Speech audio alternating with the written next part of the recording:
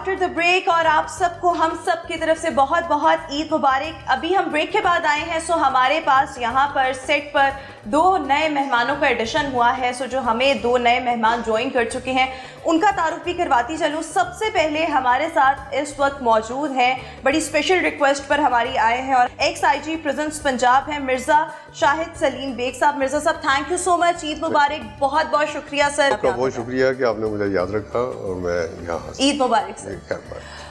और इसके साथ साथ जो हमारे अगले मेहमान हैं, हमारे मुल्क का जाना माना नाम, बड़े ज़बरदस्त किस्म के सिंगर और कवाल बहुत ज़बरदस्त हैं और ये भी हमारी बड़ी पुरजोर फरमाइश पर यहाँ पर तशरीफ़ लाए हैं। हमारे साथ मौजूद हैं शेर मियां दाद साहब। शेर मियां दाद साहब thank you so much, Eid मुबारक। बहुत बहुत शुक्रिया सर, आप रौनक बख्शने के लिए हमारे सेट को, हमारी ट्रांसमिशन को यहाँ पर आए। शुक्रिया, आपने बुलाया और आपको भी ईद मुबारक, देखने वालों को भी ईद मुबारक। मिर्ज़ा साहब आपको भी बड़ी बड़ी ईद मुबारक, आपको भी खैर मुबारक। शेर मियां दाद साहब, बड़ी ज़बरदस्त किस्म के आपने ये जैकेट कहते हैं, वेस्ट कोट कहते हैं, वेस्ट कोट कहते हैं। मतलब वैसे हम नॉर्मली जब खवातीन इतने प्यारे कपड़े पहने होते हैं ना तो हम पूछते हैं किस डिज़ाइनर के हैं। हम आपसे भी वैसे पूछेंगे, चलिए डिज़ाइनर का नाम ना लें, वैसे बता दें। नहीं, मेरी आदत होती है कि जो जब भी मैं कपड़े ख़रीदता हूँ तो खुद जाता हूँ और जो चीज़ मुझे अच्छी लगती है वो मैं ले लेता हूँ। ज़बरदस्त, ये बड़ा अच्छा लग रहा है। अच्छा, हमारे यहाँ पे वैसे भी मैं जब हम ब्रेक से पहले भी बात कर रहे थे ना तो मैं सलमान भाई से पूछना ये चाह रही थी कि आपकी अपनी बेगम डिज़ाइनर है तो क्या वो आपके कपड़े डिज़ाइन करती हैं, लेकिन वो मौका नहीं ऐसा बना। कभी आपने कहा मैं अपनी शॉपिंग खुद करता हूँ तो बेगम ने कभी हेल्प आउट नहीं किया? नहीं, वो इस्त्री करके देती हैं। अरे वाह, ये सबसे बड़ी, ये तो हेल्प सबसे बड़ी। यानी कि शॉपिंग नहीं आप करने देते? नहीं, वो अपनी शॉपिंग कर दे, मैं अपनी करता हूँ। अच्छा, ये वही बात हुई ना कि बाज़ मर्दों को हमजा कुकिंग का शौक होता है तो वो करते क्या है कि किचन में घुस जाते हैं और गन शन डाल के सारा कुछ उनको बनाया मिलता है, पील करके सारी सब्जियां, कुकिंग में सिर्फ चम्मच ला के वो बाद में कह रहे होते हैं हमने कुकिंग की और क्रेडिट गोज टू अस। तो ये कह रहे हैं शॉपिंग हम एग्जैक्टली मेन काम तो बेगम कर देती है ना। बिल्कुल, इस्त्री कर देती हैं। हाँ जी, बिल्कुल बेहतरीन। अच्छा, वैसे मिर्ज़ा साहब क्या ईद पे क्या मसरूफियत होती है? कल का दिन आपने कैसे गुजारा या नॉर्मली? ईद पे जनरली हम कैदियों के साथ ज़्यादा वक्त गुजारते हैं। मेरी तकरीबन 26 ईयर सर्विस रही है और 26 सालों में जितनी मैंने ईदें पढ़ी हैं वो सब की सब कैदियों के साथ ही पढ़ी हैं, क्योंकि हमारी कोशिश होती है कि कैदी माशरे का ठुकराया हुआ एक सेगमेंट है और इनको अपनाइयत का एहसास हो और इनको एहसास हो कि हम माशरे का हिस्सा है। तो लिहाजा हम उनमें मिठाई भी बांटते हैं, गोश्त भी बांटते हैं और उनके साथ पार्टिसिपेट करते हैं, पूरा मिलते हैं हम, ताकि वो कहीं अजनबियत फील ना करें, डिप्रेशन में ना जाए और तकरीबन आधा दिन कैदियों के साथ। अच्छा, वैसे मैं यहाँ पर एक मेरे माइंड में ऐसे ही सवाल आया कि जब आप कैदियों के साथ टाइम स्पेंड कर रहे हैं, आप भी मतलब खुशी है ना, खुशी उनके साथ बांट रहे हैं। अब हर कैदी का जो जुर्म है वो वेरी करता है, बाज़ कैदियों ने बहुत बड़े बड़े जुर्म किए होते हैं, तो आप बिला तफरीक विदाउट एनी डिस्क्रिमिनेशन सबके साथ सिर्फ टेररिस्ट को निकाल के बाकी जितने भी हैं सभी के साथ हम इकट्ठे एक ही जगह पे ईद पढ़ते हैं। बिल्कुल ठीक है। घर वाले गिला नहीं करते? नहीं, उसमें जो है कातिल भी होते हैं, डकैत भी होते हैं, क्योंकि हमारे लिए तो वो हमारे अपने बच्चे या हमारी कस्टडी में होते हैं और हमारे फ़राइज़ में शामिल है कि बेहद इंसान उनकी हम केयर करें। तो मैं भी जाता हूँ ईद पढ़ने के लिए, यहाँ तक कि अपने 2 बेटे हैं मेरे और दोनों को भी मैं साथ लेके जाता रहा हूँ। जिस तरह बात करें ना, इसमें क्या होता है कि जब आप उनमें रह रहे होते हो, आप उनको देख रहे होते हो रोज, तो वो आपके लिए चीज नॉर्मल, हम सोच रहे हैं डकैत कातिल, वो लोग जब वहां पे आ जाते हैं और उनकी कस्टडी में होते हैं तो वो भी अब टर्म्स पे आ गए होते हैं कि अब हमने इसमें से निकलना है। तो जिस तरह सर उनको मोटिवेट करते थे या जिस तरह भी सब कर रहे हैं, ये उनकी रिहैबिलिटेशन का एक प्रोसेस है। बिल्कुल ठीक हो गया। बड़ा इसके अलावा जब आप उनको बाइफरकेट करते हैं ना, स्टडी करते हैं, तो पता चलता है कि 5 to 10% ऐसे लोग हैं जो हैबिचुअल हैं क्राइम्स के, क्रिमिनल हैं, बाय नेचर क्रिमिनल हैं। बाकी जितने हैं वो हालात से मजबूर हो गया है, किसी से जुर्म हो गया, कोई लड़ाई हो गई और किसी के पास पैसे नहीं थे, उसने मकान का किराया देना था, बच्चे भूखे थे तो उसने चोरी कर ली, डकैती कर ली। इस तरह के हादसाती जो से हैं वो ज़्यादा होते हैं, तमाम चीज़ें या कैजुअल ऑफेंडर ज़्यादा होते हैं, जो हैबिचुअल हैं वो कम होते हैं, वो सिर्फ 10% होते हैं। अच्छा, ज़रा शेर मियां दाद साहब से भी मैं यहाँ पर जानना चाहूँगी। शेर मियां दाद साहब, आपकी क्या मसरूफियत होती है ईद की? कल कैसे दिन गुजारा? ईद का कितना टाइम जो है, ऑब्वियसली वो आप दोस्तों के साथ गुजारते हैं, कितना टाइम आपने मख्तस किया होता है? अच्छा, फैमिली के साथ, बच्चों के साथ, फिर अपनी सिंगर कम्युनिटी के साथ? क्योंकि माह रमज़ान तो इंशाअल्लाह अल्लाह के हुक्म से जो निकला है नए चैनल पे सहरी टाइम और दूसरे चैनल्स पे मसरूफियत थी। और मैं लकी भी हूँ कि आई हैव 2 फैमिली, एक पाकपतन में है, एक लाहौर में है। और वाह वाह वाह वाह, आपको अच्छा लगा तो आप भी 2 कर लें। मैं नहीं ना कर सकती, मसला ये है। नहीं, जितना आपने वाह वाह किया ना, मुझे लगता है नहीं वाह मैंने इस बात पे किया कि आप बड़ी खुशी के साथ बता रहे हैं। आप नॉर्मली लोग बात अच्छा, करते ना, हाँ, बात करते नहीं हैं। करते, और फिर जिन्होंने की होती है ना इन्हें प्रॉब्लम्स भी आते हैं, यानी बन तो इन्होंने बड़ी खुशी के साथ बताया, तो मैंने इस पर कहा कि वाह। होती हैं पर बाकी सर बताएंगे। लेकिन मेरे ख्याल नहीं में मिलते हैं सारे आपस में माशाल्लाह। So the credit goes to you। Basically एक आदमी का काम होता है ना बैलेंस करना, तो आपने किया होगा तो किसी को आपको ये गिला बात नहीं ना। आपने ये इस हवाले से मैं 2 फैमिलीज को बिल्कुल इक्विवेलेंट रखना, बिल्कुल बराबर का हक देना, उसके बाद ही खुशी इस तरह की होती है जब भी वाह वाह बड़ा वाह।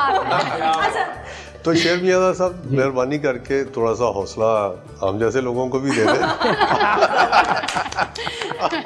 और बताएं ना कि क्या और तरीका भी बता दें कि आखिर कामयाब कैसे है। शेर मियां साहब जी, बताएं ना, मैं ਹੁਣ ਤੁਸੀਂ फंस गए हो ना। कोई बात नहीं। पहले तो मैं इनका शुक्रिया अदा करूँगा मिर्ज़ा साहब का, बेर साहब का, क्योंकि इनकी छतर छाँव में ना मैंने भी गुलजार भट्ट साहब होते थे साहिवाल, उन्होंने कहा जी आई जी साहब का हुक्म है कि कैदियों के लिए। मुझे याद है पाकपतन में तशरीफ लाए थे, जहाँ आपको याद किया जरूर तो कवाली का पूरा अरेंज होता था और कैदियों के लिए। और दूसरा अब कैदियों की बात आई तो फिर दूसरी शादी पे आ जाते हैं। तो ये इस तरह है कि आप किस्मत की बात होती है, इसके लिए अरेंज नहीं करना पड़ता कि पहले पता चले कि कुड़ी फसाओ, उस तो बाद खर्च को अपने वालदैन भेजो, इस तरह अंदर। और ये अल्लाह की तरफ से जब होता है हुक्म है, क्योंकि औलाद है ना, इधर भी औलाद उधर भी औलाद, तो अल्लाह ने वो औलाद का सदका देना होता है, तो ये होता है इस तरह का। और मैंने क्या किया कि मैंने बड़ा छुपा पहले 1-2 साल यानी हिडन रहा, नहीं बताया। हाँ, लेकिन मेरे वालदा को बताया। मरहला वही था जिससे सब गुजरते हैं। हाँ नहीं, खुशी अब है। देखो उसको मैं आपको बताता हूँ, क्योंकि इंसान ये सोचता है कि मैंने बस ये कर, लेकिन पहले को सोचो कि आपने पहली जो शादी की है तो उनका दिल टूटेगा, तो इसलिए थोड़ा सा हाँ बंदा केयर करता है। लेकिन फिर वालदा को तो पता था, क्योंकि बीच में अरेंज मैरिज हुई थी, तो मैंने अपनी वालदा से कहा आस्ता आस्ता आपने बताना शुरू कर देना है। तो आस्ता आस्ता बताते गए। पहली लव मैरिज थी या अरेंज थी? मेरी दोनों लव है। दोनों लव? अच्छा सही है। अब इस बात पे आपने वाह वाह नहीं किया। नहीं वाह वाह, मतलब हम थोड़े से बड़ी बात है, बड़ी बात, मतलब पहली मोहब्बत है ना, इसका मतलब है एक अर्ली एज का प्यार और एक दरमियानी उम्र का। लेकिन सबसे खूबसूरत बात यह कि निभा रहे हैं। हाँ, ये करना है। ये तो सारे टीवी पे बैठ के इतने व्यूअर्स देख रहे हैं, हम सब हैं, और ऑन किया या समझा। बिल्कुल। अच्छा सर कोई कंटिन्यू बात। करें ना। अच्छा, आपको अच्छा लग रहा है? हाँ ना, हाँ, ये टॉपिक बड़ा मजे का देख रहे हैं मिर्जा साहब, इन्होंने घर जाते कुछ डिसीजन लेना है। मुझे लग रहा है हो सकता है मैंने लेना ना हो, मैंने 10 लोगों के करवाने हो। नहीं, पहले आप अपना ही सोचेंगे, मुझे पता। अच्छा तो बस ये इस तरह ही है कि फिर वो उनको पता चल गया, तो हम, लेकिन बैलेंस जो ना आपने वो अच्छी बात की है कि मैं सोचता हूँ ये कि अगर इनको घर लेके दिया तो इनका भी हक बनता है। हमेशा सुना भी है और देखा भी है कि सेकंड वाइफ को लोग वो चीज़ें नहीं देते जो पहली बीवी को मिली होती सोशली है। एक्सेप्टेंस भी पहली बीवियों तो की मैं मानना चाहता हूं। ये चीज़ें नहीं रखता। मैं कहता हूँ नहीं, बैलेंस है, इस तरह का हो कि जो वो कर रहे हैं, जो अल्लाह उनको दे रहा है, वो मेरी सेकंड वाइफ को भी, मेरे बच्चों को भी वही नहीं मिलना सर, चाहिए। बिल्कुल सही बात। और मेरे ख्याल में मोहब्बत अक्सर ऐसे होता है कि दूसरी बीवी को मिलती है, लेकिन सोशल एक्सेप्टेंस और वो एक मर्तबा वो पहली बीवी को मिलती है। मेरे दोस्त हैं तो मुझसे पूछने लगे कि आपको फ़र्क क्या है? मैंने कहा फ़र्क कोई भी नहीं है, एक को पंजाबी में खर्चा देता हूँ, एक को उर्दू में देता हूँ। ज़बरदस्त हो गया। वैसे मिर्जा साहब, आप मतलब अगर आपको मौका मिले तो आप इस चीज़ को प्रमोट करेंगे? मैंने ये नहीं कहा करना चाहेंगे, मैं डर गई हूँ सवाल करते करते। लेकिन ये करूँगा नहीं। करेंगे। अब हमारा एक बड़े गट्स चाहिए होते हैं। जी, हमारा एक जूनियर कोलीग है, वो बता रहा था, पिछली ईद की बात है, तो मैंने उससे पूछा, मैं कहा जी ईद किधर करोगे, सरगोदा करोगे या जंग करोगे? उन्होंने कहा सर लाहौर करूँगा। अच्छा, ये तो कोई तीसरा तो नहीं आ रहा। उन्होंने कहा सर उधर जाऊँगा तो उधर लड़ाई है, उधर जाऊँगा तो उधर लड़ाई है, तो बेहतर है मैं सर वैसे ये आप मैं कैसे यहाँ manage ईद करूँगा, करते वो अपनी जगह ईद। जबरदस्त। सर एक ही जगह इकट्ठा कर लेते हैं, जिस तरह कह रहे हैं मिलते मिलाते हैं आपस में। मिलते मिलाते भी हैं, बस ये अब लक है इंसान की। आपकी बिल्कुल लक है इसमें। मैं कहती हूँ क्रेडिट इनकी दोनों बेगमात को जाता है और फिर इनको जाता है कि इन्होंने जिस अंदाज में अपने घर का माहौल बैलेंस रखा होगा, और ऑब्वियसली ये सबको फैसिलिटेट इक्वली करते होंगे, सबको उनके हुकूक जो है रिस्पॉन्सिबिलिटीज अपनी पूरे तरीके से फुलफिल करते होंगे, तो गिला कोई नहीं ना। सो बेगमात को भी जाता है और ऑब्वियसली इनको खुद भी जाता है। और सबसे खूबसूरत बात जिस पे मैंने वाह की थी वो यही थी कि आप ओन करें भाई, आपने किया। हमारे यहाँ पर दूसरी शादियां बहुत लोग करते हैं, ओन नहीं करते, ओन करने का रिवाज डिस्क्लोज ही नहीं करते। बट बहरहाल जहाँ पर ये सब बातें हो रही हैं, एनी हमारे यहाँ पर, मैं क्विकली आपसे सवाल करके फिर शेर नहीं आता साहब आप तैयार हो जाए, अपने गले को जरा साफ सूफ कर ले, गर्म पानी भी हम आपको पिला देते हैं। अच्छा। हमने आपसे रिक्वेस्ट सर को जरूरत ही नहीं है गला साफ करने की। मैंने कहा हम आपको हर तरह से, हम भी आपको फैसिलिटेट करने को तैयार हैं, हम तुसी ना नहीं करनी तो कहेंगे ही ये नहीं, बैठे ना हम सब रिक्वेस्ट करने अच्छा वाले। वैसे एनी हमारे यहाँ पर जो पहली बीवी होती है ना वो थोड़ा पोजेसिव ज्यादा होती है, और इस तरह दूसरी बीवी कहती है अच्छा कर रहा है शादी, मतलब तो क्योंकि उसने खुद दूसरी बीवी बनना होता है। आपको क्या लगता है वैसे इसकी एक्सेप्टेंस होनी चाहिए? अगर एक मर्द सोशली तमाम तकाजे पूरे कर सकता है, उसको सोशल एक्सेप्टेंस भी दे सकता है, फाइनेंशियल भी दे सकता है, इमोशनली भी उसको हेल्प आउट कर सकता है, सो आपको लगता है कर लेनी चाहिए दोनों? मुझे ये लगता है रुमा के जैसे हम मुसलमान हैं और 4 शादियां जायज़ हैं, ठीक है, मर्द हजरात के लिए। लेकिन अगर फर्स्ट वाइफ से वो पूरा सेटिस्फाइड है मेरा मतलब हर चीज़ के साथ, तो उसके बाद बनता नहीं है। लेकिन अगर उसे there is no need of anything, तो लेकिन अगर मुझे लगता है कि उसकी ज़िंदगी में कहीं भी छोटी सी कोई कमी है, कोशिश करे, पहले तो कोशिश करे कि पहली में ही वो कमी समझा दे उसे बिठा के, कि मुझे लगता है कि तुम में अगर ये चीज़ कम्युनिकेट कर लेना, कम्युनिकेट करे ऑब्वियसली, ठीक है। लेकिन अगर लगता है कि फिर भी नहीं होता तो पहले उसके साथ बात करें। नहीं तो कौन इजाजत देगा? नहीं देते, लेकिन ये वाला फॉर्मूला ठीक है, मैंने कर लो तो बाद में इतना भी सर बड़े अच्छे तरीके से मैनेज करें चीजों को। मेरी फैमिली में बहुत ट्रेंड है सबकी 2-2 शादियां हैं। आप पर कब कर रहे हैं? मैं तो बड़ी अल्लाह ताला वैसे आपकी जोड़ी सलामत रखे कि बेगम बहुत खूबसूरत है, बहुत अच्छी है, बड़ा अच्छा सब कुछ, मतलब वो फैशनेबल और सब सर कुछ। एक चीज जो मैंने देखी है ना अपनी फैमिली में वो ये है कि जब बैलेंस आउट होता है ना दोनों फैमिलीज में, तो बच्चे दोनों बेगमात के एंड ऑफ द डे वालिद साहब को वो इज्जत और प्यार नहीं देते जो मैं अपने, मतलब मेरे 6 ताए चचे सबकी तकरीबन 2 शादियां हैं, सबकी तकरीबन। क्यों ऐसा क्यों है? आई डोंट नो, अब ये बंदा उनसे पूछे, बट मैंने ये देखा है कि ठीक है हर चीज है, सब अपना बिजनेस कर रहे हैं, ये वो है, वो एंड क्या होता है बच्चे बड़ी बेगम के भी और छोटी बेगम के भी जब बड़े हो जाते हैं तो प्रॉपर्टी और जायदाद पे नजर टिका के बैठ जाते हैं।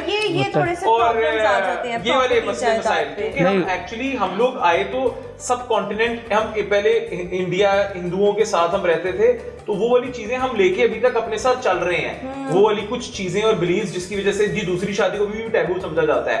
अगर आप हैंडल कर सकते हो तो व्हाई नॉट, और अगर आप हैंडल नहीं कर सकते, आप इतने मेंटली स्ट्रांग नहीं हो कि आप बैलेंस मेंटेन कर सको, तो इस चक्कर में बिल्कुल नहीं पड़ना। और ये जो इन्होंने बच्चों वाली बात की है ना, मेरे ख्याल में ये प्रॉब्लम्स आते हैं जब बच्चे बड़े हो रहे होते हैं और बाप की भी अगर कोई थोड़ी बहुत भी प्रॉपर्टी और एक घर हो वही नहीं सर मान होता, तो आप अपनी जिंदगी में ये तमाम फैसले थोड़ा सा मैं इसका आंसर देता हूँ सर। कि चाहिए, देखें जो पहले बच्चे हैं अगर आपको चीज़ लेके दे रहे हैं उनको, जब आप तकड़ी पकड़ लेंगे ना तो कोई लड़ाई नहीं होगी। आपने कहना ये आपका हिस्सा है भाई, ये आपको, ये भी आपका, आपने इधर नहीं देखना, आपने उधर नहीं देखना। आप खुशकिस्मत हैं, अल्लाह ताला आपको नजर से बचाए, आमीन। खुशकिस्मत है।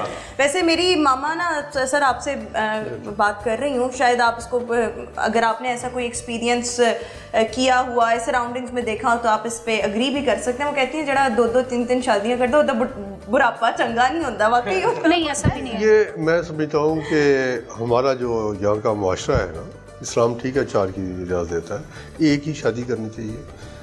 माजरत से विद ड्यू अपॉलॉजी, क्योंकि हमारे कैमरामैन साहब बड़े गौर से सुन रहे हैं, मैंने अभी गौर किया।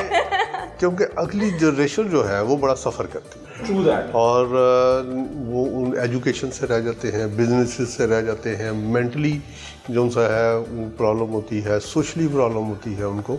ये हर एक पे सादक नहीं आता, लेकिन अक्सर के साथ प्रॉब्लम आती है। बिल्कुल ठीक हो गया। खैर मेरे ख्याल में अगर एक बंदा जो है वो सर बिल्कुल ठीक, हर एक का ना एक्सपीरियंस और तजर्बा चीज़ें मुख्तलिफ होती हैं, बट अगर आप फाइनेंशियली इंडिपेंडेंट और आपको लगता है कि आप इंसाफ कर सकते हैं, सो फिर आपको कर लेनी चाहिए। और अगर आपको लगता है कि मैनेजेबल नहीं और आप बैलेंस नहीं कर सकते तो फिर ठीक है, नहीं करनी चाहिए। खैर मेरे ख्याल में अब हम आपसे रिक्वेस्ट कर लें सर। अच्छा जी, क्या कोई गुनगुनाऊं? जाहिर बात है सर, आपकी मौजूदगी में और एनी की मौजूदगी में हम गाना ना सुनाएं। बहुत प्यारा गाती है सर मैं तो आपकी बड़ी रिस्पेक्ट करती हूँ सर। इसमें गाना है? जी सर। चलो जी ठीक है, इसमें गा लें, वैसे लाइव गा लें। चलो जी मैं आपको एक शेर सुना देता हूँ, तो ईद का मौका है। उनके नजदीक गमे तर के वफा कुछ भी नहीं, मुतमईन ऐसे हैं जैसे कि हुआ कुछ भी नहीं। मैं तो इस वास्ते चुप हूँ के तमाशा न बने, तुम समझते हो मुझे तुमसे गिला कुछ भी नहीं। वाह वाह वाह वाह, क्या बात है, कमाल कमाल।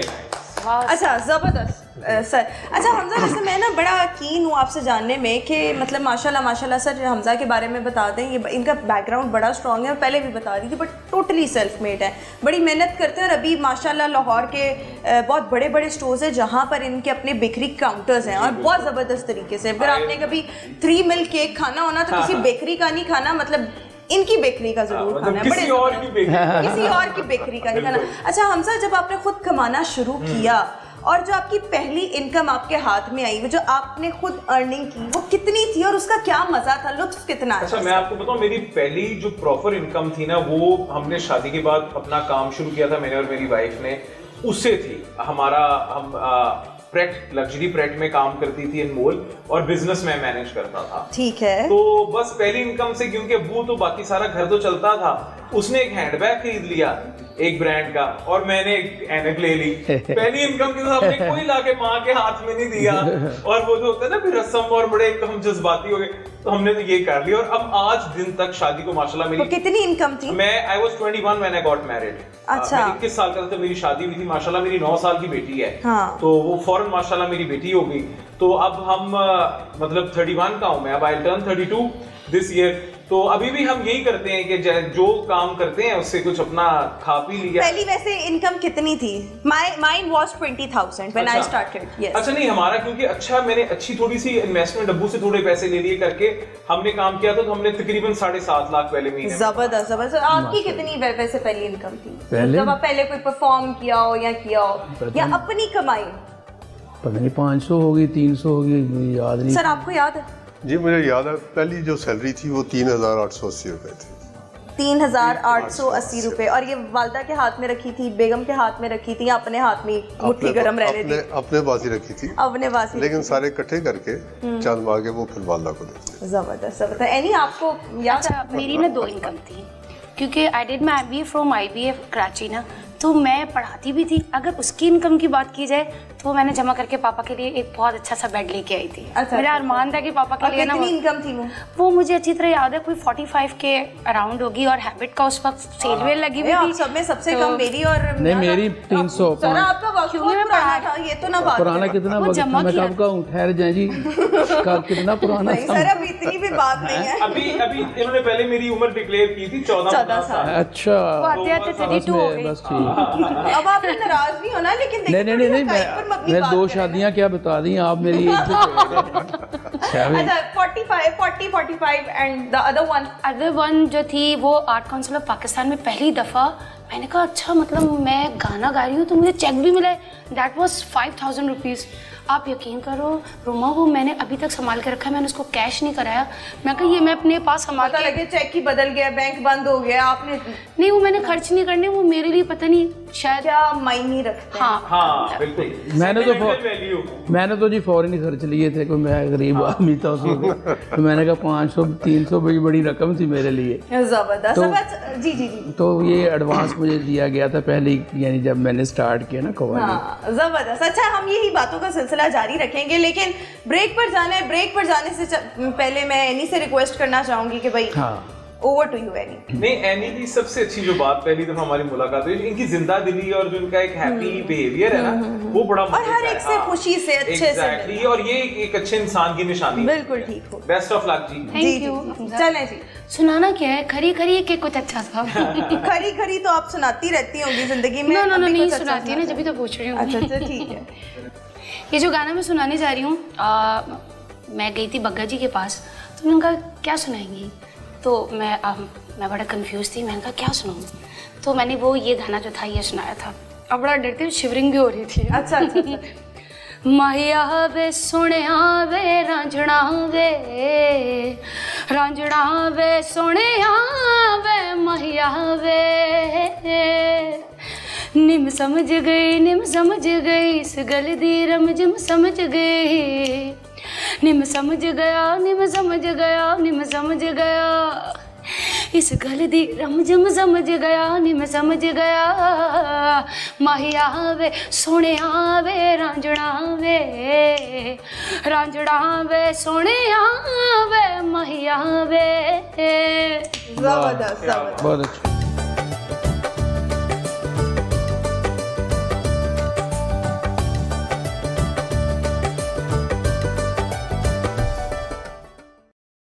ब्रेक के बाद एक बार फिर से हम आपको इस ईद की ट्रांसमिशन में खुश आमदीद कहेंगे, और मैं उम्मीद करती हूँ कि आपकी ईद बहुत अच्छी गुजर रही होगी। और मैं बार बार इस चीज़ पर आपकी तवज्जो दिलाना चाह रही हूँ कि अगर आपसे कोई नाराज़ है और अगर आपने अभी तक उससे मुलाकात नहीं की, कोई बातचीत नहीं की, तो एटलीस्ट एक कॉल करके, अभी 1.5 दिन ईद का बाकी है, सो आप ईद मुबारक कह लें और यहीं से ही आपकी गुफ्तगू का आगाज़ हो जाएगा। वो जो आइस है वो मेल्ट हो जाएगी। तो जनाब इस मौके का, इस ईद का भरपूर फ़ायदा जो है वो उठाना चाहिए। हमारे साथ हमारे मेहमान मौजूद हैं और मैं मिर्ज़ा शाहिद सलीम साहब से, सर आपसे ये जानना चाहूँगी, ऑब्वियसली आपका बड़ा सीरियस प्रोफेशन से ताल्लुक़ है, लेकिन मैंने आपसे सीरियस सवाल नहीं करना सर। आप जो मर्जी सवाल करें, जो मर्जी करें, मैं आपको कर लूँ, जो मर्जी कर लूँ, खुली इजाज़त है। पहली मोहब्बत कब की थी आपने?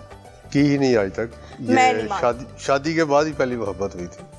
अच्छा, आप भी उन लोगों में से हैं जो कहते हैं कि शादी के बाद ही मोहब्बत है? बिल्कुल ऐसे। अच्छा, वो आपको लगता है कि शादी के बाद वाली अगर पहली मोहब्बत वो हो तो वो पायदार रहती है? आजकल की मोहब्बतें भी तो क्या, मैं समझो इमेच्योर लाइफ की जो मोहब्बत है वो भी नापायदार होती है। मैच्योर एज में आके की जाए तो वो सारी। वैसे मोहब्बत के इंग्रेडिएंट्स क्या हैं, आपको क्या लगता है मोहब्बत बरकरार कैसे रहती है? एक दूसरे की केयर करें, एक दूसरे के जज्बात का ख्याल रखें, ज़रूरियात का ख्याल रखें, हर्ट ना करें। अच्छा, वैसे ना हमारे यहाँ पे मतलब बड़ी ऐसी ख़वातीन मैंने देखी हैं, वो ना मर्द जिस तरह भी आप बातें करें बड़ी अच्छी और इस तरह बातें, लेकिन उनसे अलहदा में पूछो ना, जैसे आपकी बेगम से या किसी की भी XYZ किसी से भी पूछ लें, वो कहते हैं एवं ही करदा साढ़े को पूछो, असी दिन रात नाल रहने। तो ये आप, मुझे लगता है कि ये आप जो केयर और ये बातें कर रहे हैं ना, बेगमात को गिला होता है सर। नेक्स्ट प्रोग्राम में ना आप हमें कपल को बुलाएं तो वो फिर आपको खुद ही बताएंगे, सेपरेट करके। एहसास का नाम मोहब्बत है, एहसास होना चाहिए। रिस्पेक्ट का नाम मोहब्बत है, मुझे लगता है रिस्पेक्ट का नाम। नहीं, नो रिस्पेक्ट नहीं, एहसास जो मैं बात करूँ उस पे आए सर। जहाँ एहसास होगा ना वहाँ सब कुछ ही। देखिए एहसास क्या है कि जो आपको तकलीफ होती है, बस ये सोचें कि कोई तकलीफ में ना हो। जब आप ये सोचेंगे तो आप कभी किसी को दुख नहीं देंगे, ठीक है। जब आप सोचना शुरू करेंगे ना कि हर चीज़ का हर्ट होता है इंसान, जब जो वो आप किसी के साथ नहीं करेंगे, तो वो जब एहसास होगा फिर वो ही मोहब्बत होती है। अच्छा सर, वैसे अभी आपने बड़ी संजीदा बात की और बड़ी वैलिड पॉइंट इन्होंने रेज किया, लेकिन मैं पूछना चाहूँ कि आप एहसास की बात कर रहे हैं, वैलेंटाइन डे मतलब प्यार मोहब्बत सेलिब्रेट करने का एक सिंबॉलिक, चले रिप्रेजेंटेशन के तौर पर आपने टोकन ऑफ लव किसी को देना है, किसी एक बेगम को पहले विश कर दिया, गिफ्ट दे दिया, दूसरी का थोड़ा लेट हो गया, तो वो गिला नहीं करती कि उधर पहले चला गया? कंपैरिजन वगैरह होता है वैसे आपके? नहीं, मेरा नहीं होता, क्योंकि मेरी आदत है कि मैं इक्वल रखता हूँ सबको। अगर पहले इसको गिफ्ट दिया तो साथ ही उसको भी दे दिया, 2 ले लिए, ज़रूरत क्या है अभी एक लेकर। बिल्कुल ठीक। Hamza, what your first love? मेरी बेगम 17 साल की उम्र में एंगेजमेंट हुई, हमारी फैमिली में थी, तो 21 साल में मास्टर्स करते साथ ही मेरी शादी। 4 साल आपने मोहब्बत चला के चली? 5 साल। अच्छा, पहले तो मैं बताता हूँ, हमारी कंप्लीटली अरेंज थी, ठीक है। अब वो कहते तुम दोनों की हाइट अच्छी है तो मैं बात करता हूँ, तो अगर हो गया तो ठीक है। मैंने कहा ठीक है देखेंगे, पर ग्रेजुअली 1 साल बाद जरा बातचीत फोन पे थोड़ी बहुत हुई और फिर मैं बाहर पढ़ने चला गया, तो दोस्ती बहुत ज्यादा हो गई। और माशाल्लाह आप देखें वो 5 और अब मिलाएं अब तकरीबन 14-15 साल हो गए हमें। अल्लाह ताला सलामत रखे। तो माशाल्लाह वो दोस्ती की वजह से ना हम लोग चलते जा रहे हैं। और एक बात मैं कहना चाहूँगा कि जो भी सुन रहे हैं बातों को, या 2 शादियाँ, या दुआ करें कि अल्लाह पाक पैसे पहले दे आपको। बिल्कुल वही बात है ना, बहुत बिल्कुल। राइट। पैसे के बगैर कुछ नहीं है। नहीं होता, Stability फाइनेंशियल होना बहुत जरूरी है किसी भी किस्म की रिश्ते को। पहली बीवी, सिंगल बीवी चलाना भी मैं आपको किसी भी किस्म की चीज को चलाने, औलाद को चलाने के लिए भी स्टेबिलिटी होना बहुत जरूरी है। मैं तो ये कहूंगा कि पहले अपना करियर बनाएं, एस्टेब्लिशमेंट के बाद फिर आप इस तरफ आएं। अब क्योंकि अब जो जिस तरह दुनिया का जो हालात हैं और जो ओवरऑल सिचुएशन है, इट्स डिफरेंट। बिल्कुल ठीक हो गया। Stability is very important. Any आपको पहली दफा जो मोहब्बत हुई, या चले क्रश होता है, बता दो। सबको होता है। हाँ बता दे। मेरे सर थे आसिफ इकराम साहब, हमेशा बेटा बोलते थे। मैं कहती थी मुझे बेटा क्यों बोलते, मैंने अम्मी को भी आके किस बताया। क्लास में थी?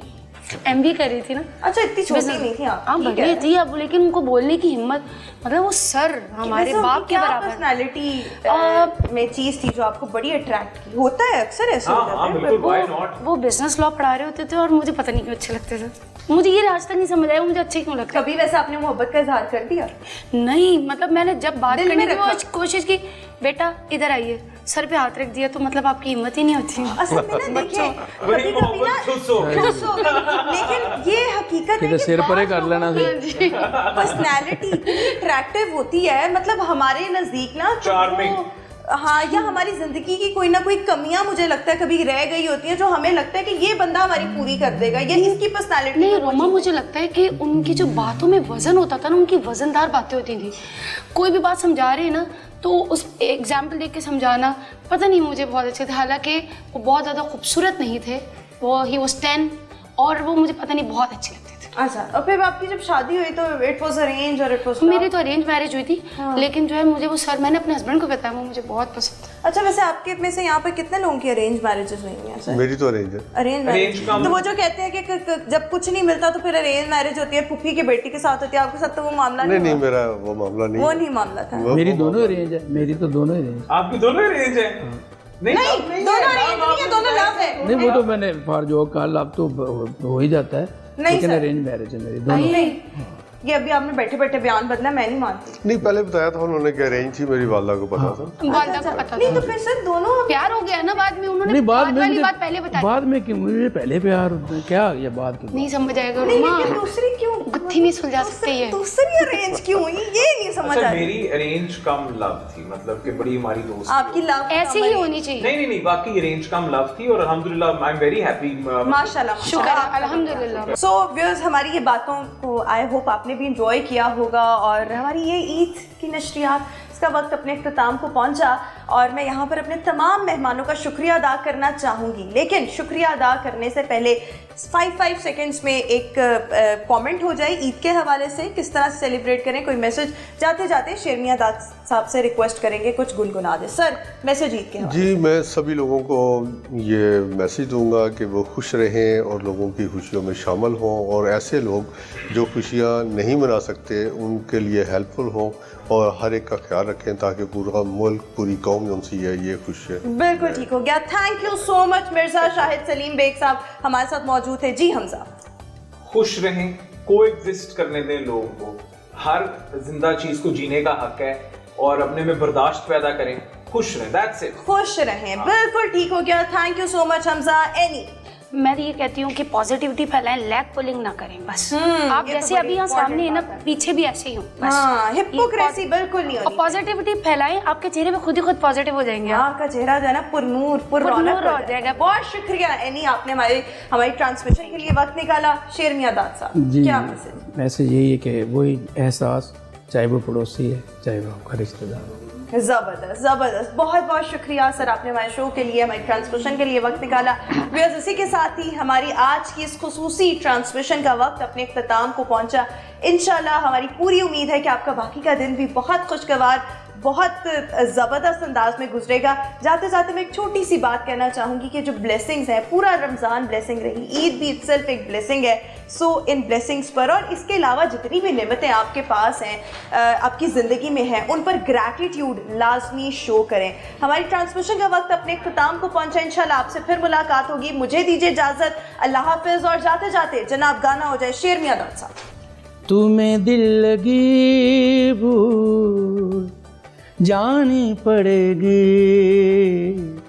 मोहब्बत की राहों में आकर तो देखो, तुम्हें दिल लगी भूल जानी पड़ेगी, मोहब्बत की राहों में आकर तो देखो, तड़पने पे मेरे ना फिर तुम हंसोगे, कभी दिल किसी से लगा कर तो देखो, वफाओं की हमसे तवक्को नहीं है, मगर एक बार आज़मा कर तो देखो, ज़माने को अपना बना कर तो देखा, हमें भी तुम अपना बना